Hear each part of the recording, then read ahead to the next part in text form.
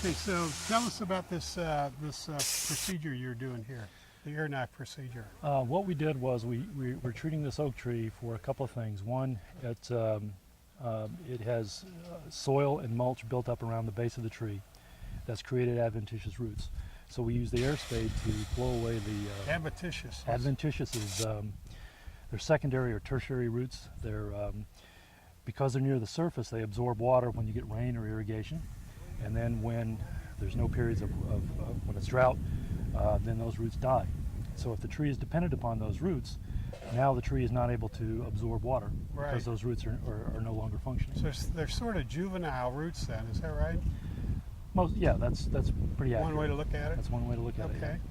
And then there were some larger roots that came up over the flare. Those are called girdling roots. And so we cut those away because what they'll do is they actually will girdle the trunk of the tree. And you only have a thin layer of cambium underneath the bark that's actually functioning. So if you strangle that, it's kind of like strangling a person. You're cutting off their flow of nutrients and water and stuff up and down the tree. Okay. So we did that, and then we used the air spade to create a grid pattern out to the drip line of the tree. And then we backfill those holes with the Horticultural Alliance, the Die Hard product. Okay, so we use the Root Reviver product. So we're trying to encourage a vigorous root system, and we add peat moss and some composted soil that we add to the soil. The peat moss primarily because it's acidic. Oaks prefer a little bit more acidic environment. Right. So we're hoping to encourage a good root mass with that. The other thing with like peat moss, for instance, is it actually is useful in generating parenchyma cell regeneration, which if we have a damaged root system, we're trying to do everything we can to encourage the root system of this tree. Well, and plus the mycorrhizae also aggregates the soil. Yes, it does. It makes it clump up so that it keeps, it promotes drainage. Yes, Which absolutely. is very important. Absolutely, Yeah. especially in soil in sites where you have turf grass, because the turf grass is actually causing soil compaction. Right. The dense root mass, you know, you're compacting the soil with this.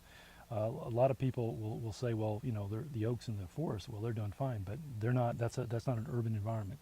When you're dealing with an urban environment, it's incumbent upon us as arborists or as landscape managers to actually correct the conditions the best we can. So we use the best products that we can.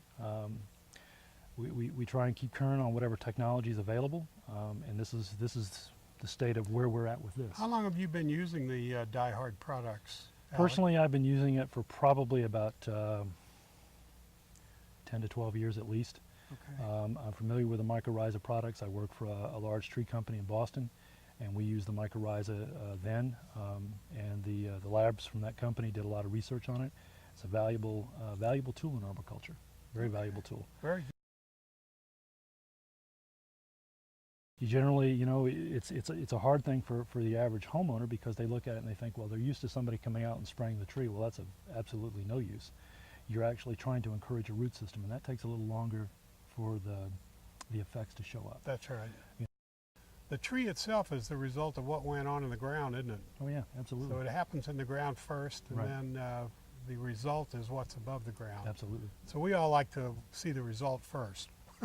Okay, well listen, I really appreciate your comments, and thank you very much. Thank you very much. We really we appreciate your business as well. we appreciate the opportunity to use the product. We do. Good deal. All right.